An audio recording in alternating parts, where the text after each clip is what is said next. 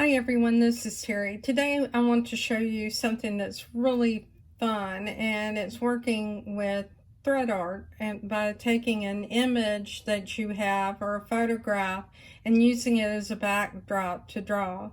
Now this happens to be a photograph of my father. He was a marine engineer during World War II, and he has his uniform on here, so you can see he has a hat that more or less resembles the Navy hat.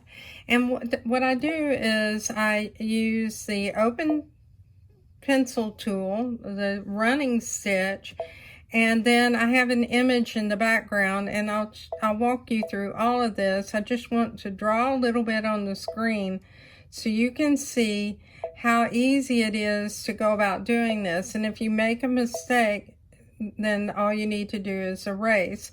So I'm following the contours of the photograph, and I'm making some short strokes that are like thread art. And the whole idea behind this is it's supposed to be suggestive of the photograph. It doesn't necessarily have to be identical to it. So we'll work a little bit on the neckline, and we'll move this up, and I'll show you a few more things and show you how to get started on this.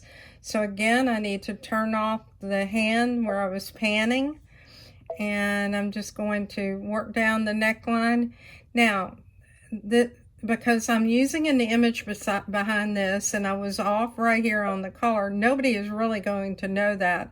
And if I add some stitches into this, it actually adds some shadows, just like right here on the collar. It had the tie that came down, and what you can do is you can add stitches for that tie, or you can follow the lines precisely if you're somebody that has to have everything nice and precise. So let me zoom out and show you a little bit about what this looks like and what it would look like if it was stitched out. So I'll go to next. And right now I'm in millimeters. I like to keep the stitch length short. And by that I mean usually 2 millimeters is a good length. You really don't want to go below 1.5 millimeters, and I don't even know if it'll let you do that. Let's see how small it'll let you go. Well, it'll let you go as low as 1 millimeter. I would not do that because you're building up so much thread on top of each of the stitches as you're working on something like this. So I would stay with the 2 millimeter. And let's see what this would look like as you stitched it out. Now, can you tell that this is more or less the same photograph that I'm using? And I can, of course, it's my father. So what I did for my friend is we were creating a doll face using a little girl's image, and she was very sad. And after we stitched out this line art, then we took some crayons and we colored in the flesh tones. We added some color to the cheeks, and if there was something that was a definable color like the clothing, we used that. Then we heat set it with an iron and paper towels. You want to put paper towels on top of the fabric. Now in her case, she's using like a muslin fabric, which is going to be great for a doll, but it would also be a great background for something like this. You can also use watercolors, and with those watercolors you want to use a medium, and you can also use something like aloe vera and an iron to set it. So we're going to close this and we're going to start from the beginning. Okay, to start, what I did is I took a photograph on my phone, and I happen to have an app on my iPad that I use that is a sketch app. Now what you want to do is, if you use that, you can run it through the free filters to see what you like. And I like those things that were more or less like sketch or watercolors. And then the next thing that you want to do is to save that image that you create and save it to your phone. You'll use my design snap, and My Design Snap will send it to your machine. Now you need to be in My Design Center when you do that. And when you go into My Design Center, you can bring it in as a line design, and what it will do, in fact, will do that. It'll be on your Wi-Fi. It'll be the last image. And when you bring this in, I happen to know that what I need to do is let's move this in so that we have less of this photo to contend with. I need to move the grayscale over, and I want it to be a running stitch. And then we'll go ahead and see what this looks like. Now, let's zoom in so you can see it. Now, you'll see a lot of speckles in the background, and you can erase those out, but it does indeed look somewhat like a photo stitch. And it is something that I can identify from a distance as being my dad. But I happen to like the idea of doing this as thread art where I'm following the contours. So in order to do that, I'll choose return, and let's go back in and let's choose image scan. I'll retrieve it and I'll choose set.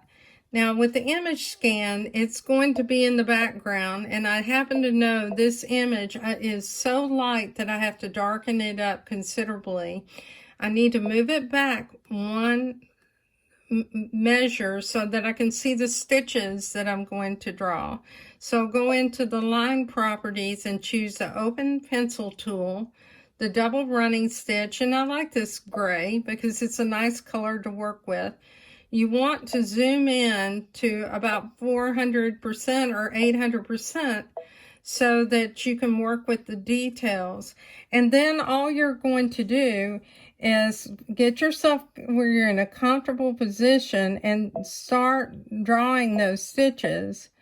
And, you know, remember that like your eyebrows, you have individual hairs on your eyebrows. So when you're drawing those stitches, you want to go over the area, and you want to make sure that you're not just staying in one place. You want it to look more realistic. For going around the eye, what I did was I just started following the shape of the eye, and I might want to darken it a little bit. And then I'll go around the outside of the eye, and then I colored in the pupil. Now what I did for my friend is I actually colored in the eyes for the little girl with crayons. So all I did was follow the outline of the eye as I'm doing here, and then I use those crayons to accent it, and I follow the outside of the eye. And you're going to find that on a photograph like this, you have a lot of lines and features that are basically the contour of your face, but you don't necessarily have to put all of those lines in. And you may find that it's easier for you if you zoom out for some detail. Let's do that, as a matter of fact, to 400, so that you can actually see for instance, the shape of the lips. And let me undo because I touched my screen. I'm going to make this darker, and I'm really not going to see where I'm drawing right now. And the reason I did that is I really couldn't see the top of the lips. But you are going to follow the lines as best as you can. And then what you want to do is every now and then go ahead and save it to memory, because you can always come back and touch up parts of it that you don't like. Let's go to next, just so we can see what this looks like. And you'll see that is very, very small. And let me zoom you in. So it's extremely small. But this is all that I've done right now. And that doesn't even look like somebody's features. Let me close it. And what I'm going to do is I'm going to choose return and clear all of this. And let me retrieve the one that I had worked on earlier that's actually in the pocket and let you see it. So here it is. We'll choose OK. Now, there were several lines that I had drawn that I didn't save to memory, but let's go to next, just so you can see what this looks like. And we'll zoom you in. And you can see again, that does look somewhat like that photograph. So I'm Terry Maffitt. I hope you have fun with this. Join me in my Facebook group, Just Stitching with a Brother Luminaire, and I hope you have a wonderful day. Thanks for your time, everyone. Bye.